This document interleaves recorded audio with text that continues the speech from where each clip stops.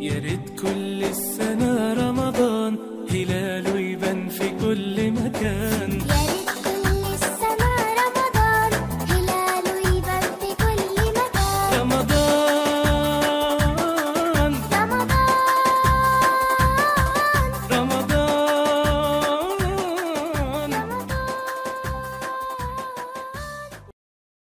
Assalamualaikum warahmatullahi wabarakatuh. Alhamdulillah alladzi akramana bisyahri Ramadan.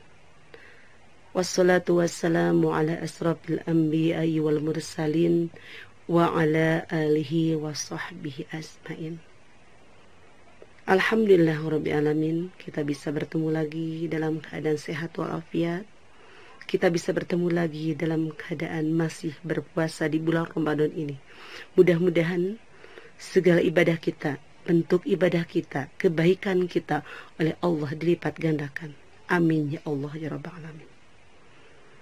Mari kita pertama panjatkan puji dan syukur kepada Allah SWT yang telah memberikan nikmat iman dan nikmat Islam kepada kita semuanya. Salawat serta salam kita sama-sama sanjungkan kepada junjungan kita Habibana wa Nabiyana Muhammad sallallahu alaihi wasallam. Wahai anak-anakku, mari kita dengarkan kisah detik-detik wafatnya Rasulullah sallallahu alaihi wasallam. Dengan singkat cerita, Rasulullah sallallahu alaihi wasallam tidak pernah sakit. Tetapi pada waktu itu Rasulullah Shallallahu Alaihi Wasallam pada tahun ke-10 Hijriah, Rasulullah SAW dalam keadaan sakit dan lemah. Ketika yang terakhir kali Rasulullah berada atau khutbah setelah melaksanakan sholat wajib bersama para sahabatnya. Wahai para sahabatku, aku ingin bertanya kepadamu, apa aku pernah menyakiti hatimu? Para sahabat bertanya, wahai Rasulullah, engkau tidak pernah sedikit pun menyakiti hatiku. Engkau selalu memberikan contoh yang terbaik untuk umat-umatku. Rasulullah pun penasaran sekali. Langsung Rasulullah pun bertanya, benarkah engkau tidak pernah disakiti oleh saya atau oleh aku? Ketika itu ada yang namanya Ukasah. Dia datang menghadapi Rasulullah. Wahai Rasulullah, engkau pernah menyakiti hatiku. Engkau pernah menyakiti badanku. Engkau pernah memecut badanku. Ketika pada waktu itu dalam keadaan perang Badar. Para sahabat pun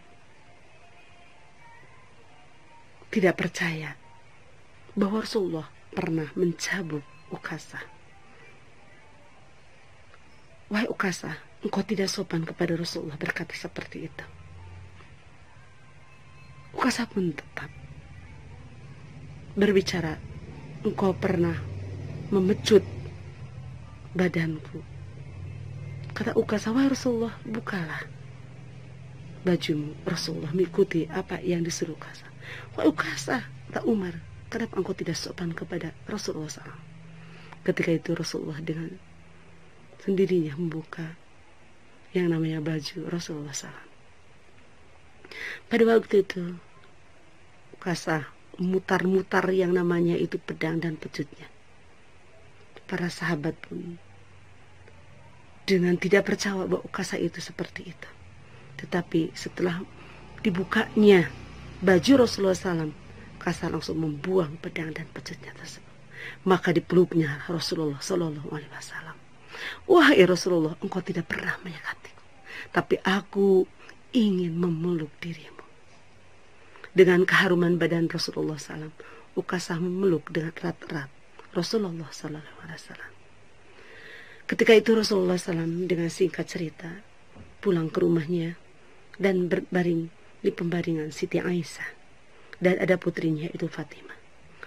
Ketika itu ada tamu yang mengetuk pintu. Diketuklah pintu dan mengucapkan salam. Assalamualaikum ya Rasulullah. Fatimah pun menjawab, Waalaikumsalam. Mohon maaf bahwa baginda Rasulullah SAW dalam keadaan sakit. Rasulullah pun mempersilahkan tamu tersebut untuk datang. Wahai Fatimah, silahkanlah. Tamu itu adalah malaikat yang akan menjemputku menghadapi Allah.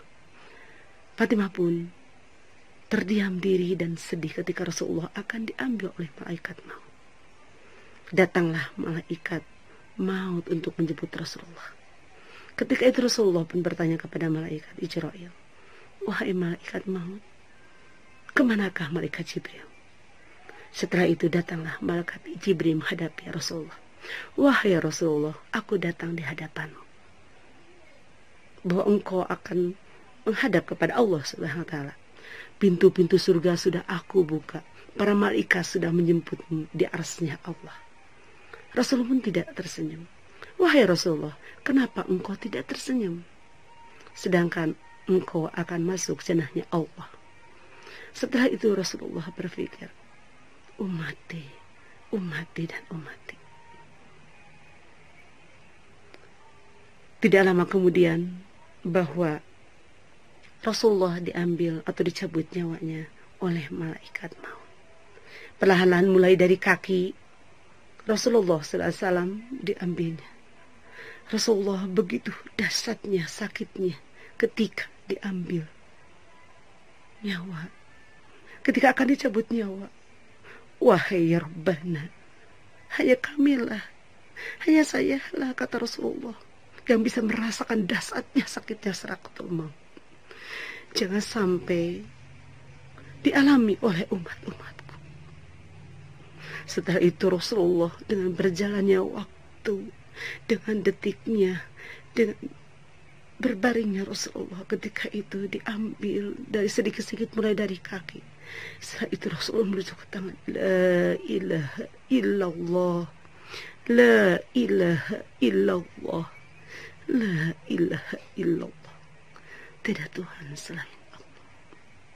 Sebelum Rasulullah menyebutkan la ilaha illallah, melafalkan la ilaha illallah, Rasulullah berpesan, jagalah sholat umat. Setelah itu baru Rasulullah SAW wafat. Dengan keheningan pada waktu itu, yang namanya istri Rasulullah dan putrinya Fatimah menangis ketika Rasulullah itu wafat. Dan diumumkannya oleh Siti Aisyah, wahai para sahabat, bahwa Rasulullah SAW sudah menghadap Allah Subhanahu wa Ta'ala. Pada waktu itu para sahabat tidak percaya bahwa Rasulullah itu akan wafat. Tetapi dengan izin Allah, Rasulullah SAW wafat menghadapinya. Dan Umar pun berkata, wahai para sahabat, apabila engkau ingin selamat, makalah jangan engkau tinggalkan dua perkara, yaitu berpegang teguh pada Al-Quran dan berpegang teguh kepada sunnah Rasulullah SAW. Untuk itu, jagalah salat kalian dan selalu membacakan dan mengikuti sunnah-sunnah Rasulullah SAW. Dengan keheningan kota Madinah, ketika wafatnya Rasulullah SAW, maka di situ bahwa yang namanya kota Madinah hening sekali ketika ditinggal oleh Rasulullah SAW. Baik anak-anakku, supaya kita selamat dunia dan akhirat, marilah kita pegang teguh Al-Quran dan hadis. Untuk itu, ibu selalu di dalam ucapan atau dalam pembelajaran ibu selalu mengingatkan untuk melaksanakan sholat. Sholat adalah suatu tiangnya agama. Sholat adalah yang perlu kita atau kewajiban kita harus kita kerjakan dan tidak boleh kita tinggalkan. Apabila engkau ingin selamat dunia akhirat, ikutilah, berpegang teguhlah kepada Al-Quran dan hadis. Insya Allah kalian akan menjadi sukses dunia dan sukses akhirat. Untuk itu, bahwa detik-detik Rasulullah SAW sangat sedih sekali. Kita selalu mengucapkan salawat Nabi Muhammad SAW. Di antaranya yang tidak terlepas dalam melaksanakan sholat. Dan begitu juga kita selalu berhubungan langsung dengan Allah dengan melaksanakan salat. Hablum minallah. Tatkala kita dipanggil untuk melaksanakan salat, segeralah untuk melakukan salat, karena kita sudah rindu dengan Allah. Baik anak-anakku, itulah kisah detik-detik Rasulullah SAW, wafatnya Rasulullah SAW. Untuk itu mudah-mudahan ketika kita berhadapan dengan Allah, kita wafat dalam keadaan husnul khatimah. Kita selalu dalam ada kebaikan dan kebaikan kita, dan dikenang oleh masyarakat dengan orang-orang kita di sekitar kita dengan hanya kebaikan-kebaikan kita. Baik anak-anakku, mudah-mudahan walaupun hanya sedikit bermanfaat, ibu kita tutup dengan baca doa akhir majlis. Subhanakallahumma wa bihamdika asyhadu an la ilaha illa anta astaghfiruka wa atubu ilaik. Assalamualaikum warahmatullahi wabarakatuh.